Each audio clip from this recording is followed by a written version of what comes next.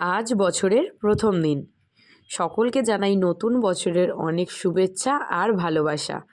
নতুন বছরটা সবার খুব ভালো কাটুক। বছরের প্রথম দিনটা শুরু করলাম রাধা মাধবের নাম নিয়ে। রাধা মাধবের নাম নিয়ে কেন বলছি? হঠাৎ করেই কালকে সকালে ঠিক করা হলো যে নতুন বছরের প্রথম দিনটা চলো মায়াপুর ঘুরে আসি, রাধা মাধবের নাম নিয়ে ঘুরে আসি। যেই বলা সেই কাজ, সঙ্গে সঙ্গে একটা গাড়ি বুক করা হয়ে গেল, আর করে আমরা চারজন মিলে বেরিয়ে গেলাম মায়াপুরের উদ্দেশ্যে। জানো তো, আমার যখন ছোট পাপাটা পেটের মধ্যে ছিল সেই তখন থেকে ইচ্ছা জেগেছিল যে রাধা মাধবের কাছে যাব, কিন্তু তখন পেটে বাবু নিয়ে তো ট্রাভেল করা যাবে না, যার জন্য বাড়ি থেকে কেউ নিয়ে যায়নি আমাকে মায়াপুরে। বাবু হলো তখন আবার ও ছোট, ওকে নিয়ে যেতে পারবো না, এটা সেটা করে বাধা বিপত্তি এসেই যাচ্ছিল। যেন রাধা মাধব আমাকে ডেকেও আবার ফিরিয়ে দিচ্ছিল, তার কাছে গিয়ে আর উঠতে পারছিলাম না। এমনই তার লীলা, হঠাৎ করেই তার কাছে ডাক এসে গেল যে চলে আয় আমার কাছে, তোরা ঘুরে যা। ব্যাস, যা বলা তাই কাজ। ভগবানের ইচ্ছা না থাকলে কখনোই ভগবানের কাছে যাওয়া যায় না। তো চলে এলাম সকাল সকাল মায়াপুরে। এসেই তো দেখি মাঠ ভর্তি গাড়িতে গাড়ি, অজস্র গাড়ি এসেছে। কেউ পিকনিক করতে এসছে, কেউ বা ফ্যামিলি নিয়ে ঘুরতে এসেছে। মায়াপুরের নেমেই না আমার আত্মাটা যেন কীভাবে যেন শান্তি হয়ে গেল। ইস্কনের এই মন্দিরের চূড়াটা খালি ফোনেই দেখে যাই। এসেছি কোন সেই ছোটোবেলায়, সেই বাবার হাত ধরে এসেছিলাম। আর একবার এসেছিলাম, কিন্তু তখন এসে দেখি মন্দির বন্ধ, তখন আর ঘোরা হয়নি। এই প্রথম ভালোভাবে আজ ঘুরবো। রাধা মাধবকে কখনো সামনে থেকে আমি দেখিনি, আজ এসেছি দেখতে। এসেই আগে সকালবেলা খুব খিদে পেয়ে গিয়েছিল। এসে আগে সবাই মিলে সকালের টিফিনটা সেরে নিলাম।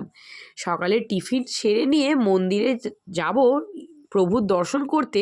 গিয়ে দেখি এত লাইন পড়েছে, আর আজ যেহেতু 1 জানুয়ারি, এত ভিড় এত ভিড়, প্রভুর দর্শন আর বোধহয় এবেলা করা যাবে না। দেখলাম যে দুপুর 1টার মধ্যে আবার প্রভুর মন্দিরের দরজা বন্ধ হয়ে যাবে। তাই ঠিক করলাম এখন পুরো মায়াপুরের মন্দির চত্বর ঘুরি, বিকেলবেলা 4টের সময় তো আবার মন্দির খুলে যাবে, তখনই নয় মন্দিরে ঘোরা যাবে। এখন তো মায়াপুরে চলছে গীতা মেলা, তো সেই গীতা মেলাতেও এলাম, একটুখানি ঘুরু ঘুরু হলো, সেখানেও 4-5টা দেখলাম। এরপর লাইন দিয়ে দিলাম মহাপ্রভুর মহাপ্রসাদ খাবো বলে, সেখানে লাইন দিলাম। এরপর যেখানে মহাপ্রসাদ খাওয়ানো হয় সেই ঘরে ঢুকলাম। এই ঘরটা না সবসময় ফোনে ভিডিওতেই দেখে আসি। এইভাবে অজস্র লাইন, 100-200 মানে শয়ে শয়ে লোক এখানে লাইন দিয়ে বসে মহাপ্রসাদ খাচ্ছে। আর এটা খাওয়ার আমারও অনেক দিনের শখ ছিল, কিন্তু ভাবিনি যে আজকের দিনে এত ভিড় পেরিয়ে আমরা এই মহাপ্রসাদ খেতে পাবো। এত মারাত্মক ভিড় হয়েছিল লাইনে। যাই হোক, লাইন দিয়ে মহাপ্রসাদ খেলাম, তার যে কি স্বাদ। এটা কে?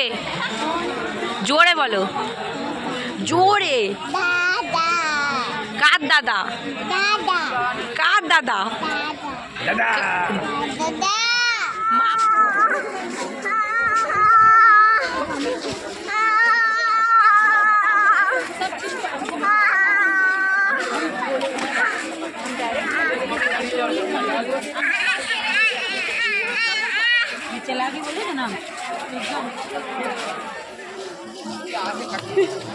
পাপি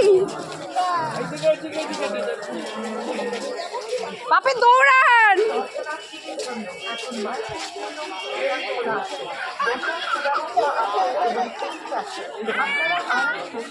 এইবার হতে চলেছে শত অপেক্ষার অবসান।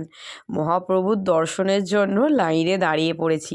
সেও যে অসংখ্য লোকের লাইন, কত তাড়াতাড়ি এসে লাইন দিয়ে দিয়েছি যাতে তাড়াতাড়ি মহাপ্রভুকে দর্শন করতে পারি। ফোন তো জমা রেখে গিয়েছিলাম, তাই মহাপ্রভুকে তোমাদের দেখাতে পারছি না, কিন্তু এতটা মন ভরে মহাপ্রভুকে দেখেছি, পুরো আত্মা আমার শান্তি পেয়ে গেছে। খালি মন চাইছে আবার কবে মহাপ্রভুর কাছে আসব। যাই হোক, মায়াপুর এবারে খুব সুন্দরভাবে ঘোরা হয়েছে। ছোট্ট সোনাটারও আমার খুব ভালো লেগেছে, আমাদেরও খুব খুব ভালো লেগেছে। আমাদের থেকেও আমার বাবুর বেশি আনন্দ হয়েছে এখানে এসে।